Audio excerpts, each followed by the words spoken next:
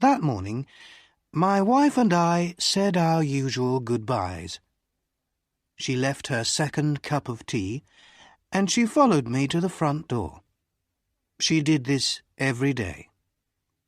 She took from my coat a hair which was not there, and she told me to be careful.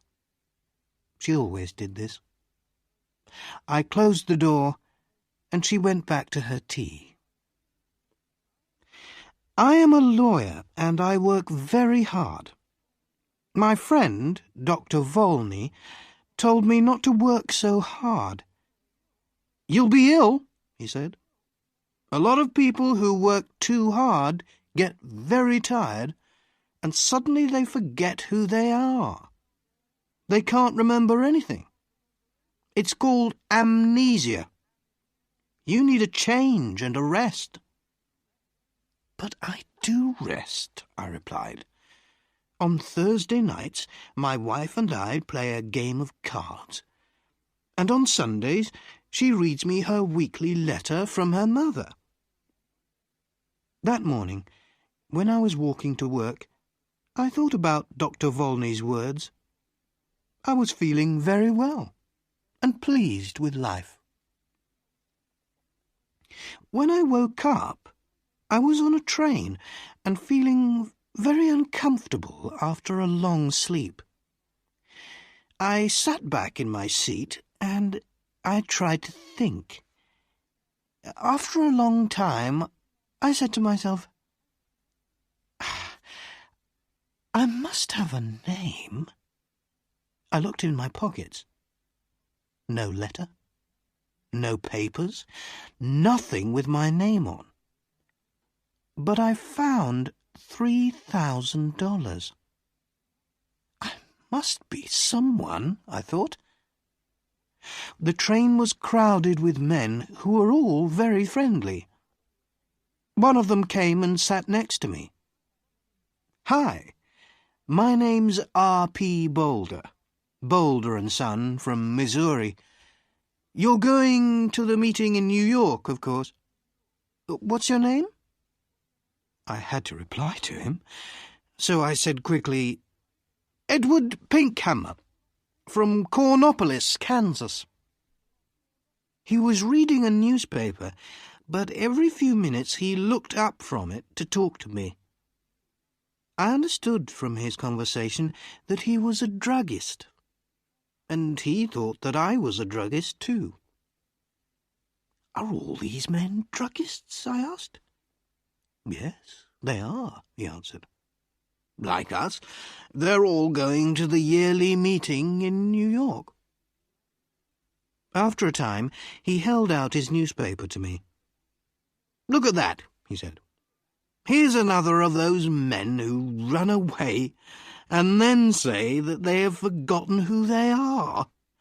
A man gets tired of his business and his family, and he wants to have a good time.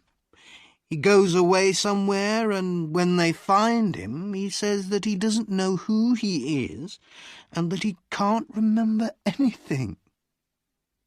I took the paper and read this. Denver, June 12th. Elwyn C. Belford, an important lawyer in the town, left home 3 days ago and has not come back.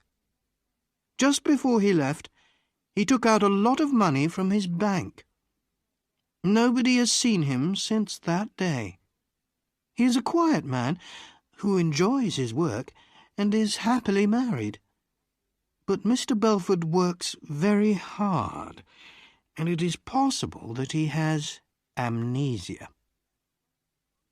"But sometimes people do forget who they are, Mr. Boulder," I said. "Oh, come on," Mr. Boulder answered. "It's not true, you know. These men just want something more exciting in their lives. Another woman, perhaps. Something different." We arrived in New York at about 10 o'clock at night. I took a taxi to a hotel, and I wrote the name Edward Pinkhammer in the hotel book. Suddenly, I felt wild and happy. I was free. A man without a name can do anything. The young man behind the desk at the hotel looked at me a little strangely. I had no suitcase. "I'm here for the druggist's meeting," I said. My suitcase is lost." I took out some money and gave it to him. The next day I bought a suitcase and some clothes, and I began to live the life of Edward Pinkhammer. I didn't try to remember who or what I was. The next few days in Manhattan were wonderful. The theatres, the gardens, the music, the restaurants, the nightlife, the beautiful girls. And during this time, I learned something very important. If you want to be happy, you must be free. Sometimes I went to quiet, expensive restaurants with soft music. Sometimes I went on the river in boats full of noisy young men and their girlfriends. And then there was Broadway with its theatres and bright lights. One afternoon, I was going back into my hotel when a fat man came and stood in front of me. "Hello, Belford," he cried loudly. "What are you doing in New York? Is Mrs. B with you?" "I'm sorry, but you're making a mistake, sir," I said coldly. "My name is Pinkhammer. Please excuse me." The man moved away in surprise, and I walked over to the desk. Behind me, the man said something about a telephone. "Give me my bill," I said to the man behind the desk, "and bring down my suitcase in half an hour." That afternoon, I moved to a quiet little hotel on Fifth Avenue. One afternoon, in one of my favourite restaurants on Broadway, I was going to my table when somebody pulled my arm. "Mr. Belford!" a sweet voice cried. I turned quickly and saw a woman who was sitting alone. She was about 30, and she had very beautiful eyes. "How can you walk past me like that?" she said. "Didn't you know me?" I sat down at her table. Her hair was a beautiful red gold colour. "Are you sure you know me?" I asked. "No," she smiled. "I never really knew you." "Well, my name is Edward Pinkhammer," I said, "and I'm from Kansas." "So you haven't brought Mrs. Belford with you, then?" she said, and she laughed. "You haven't changed much in 15 years, Elwyn." Her wonderful eyes looked carefully at my face. "No," she said quietly. "You haven't forgotten. I told you that you could never forget." "I'm sorry," I answered, "but that's the trouble. I have forgotten. I've forgotten everything." She laughed.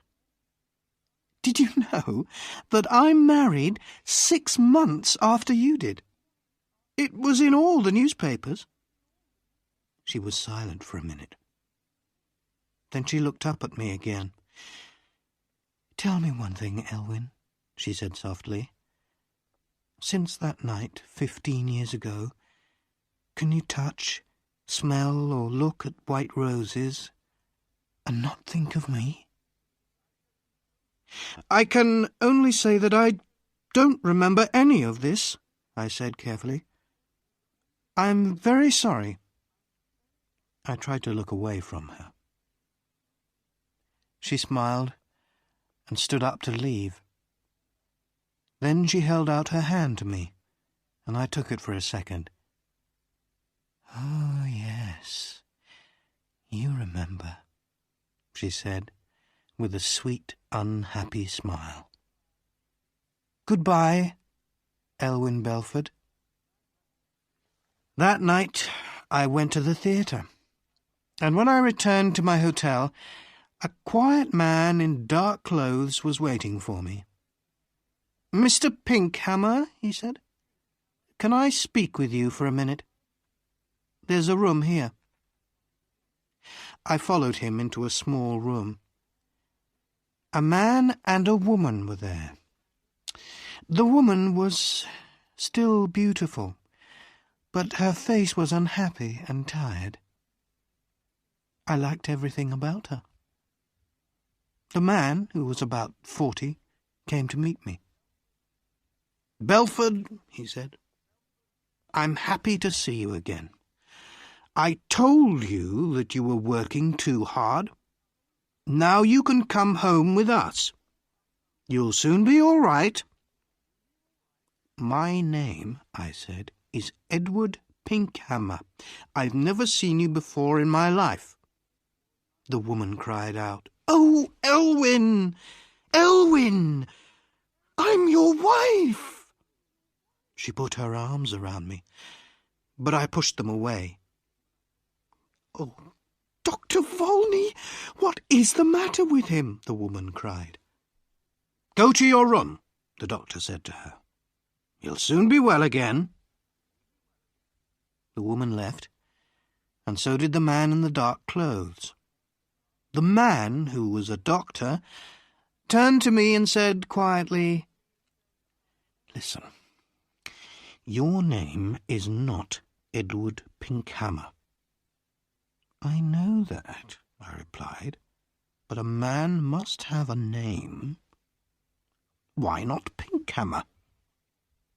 "Your name," the doctor said, "is Elwyn Belford. You are one of the best lawyers in Denver, and that woman is your wife."